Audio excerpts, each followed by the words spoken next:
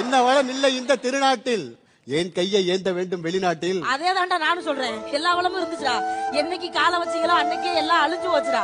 தண்ணிய குடிச்சிட்டாங்க, மண்ணை அள்ளிட்டாங்க, மலைய குடைச்சிட்டாங்க. மக்களா அழிச்சிட்டீங்களா படுவாவீங்களா? எனது ஆட்சியில் மதுவை ஒழிப்பேன். அது என்னமோ தெரியல சார். ஒரு காலத்துலலாம் பள்ளிக்கூடத்தை அரசாங்கம் நடத்துச்சு, ஒயின் ஷாப்பை பிரைவேட் நடத்துச்சு.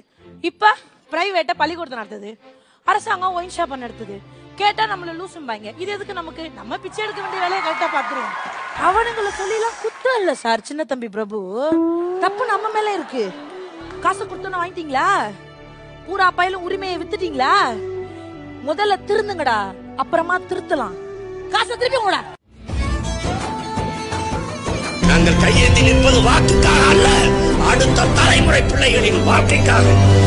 ஓட்டு பாருங்க, ஓட்ட அப்புறம் பாருங்க.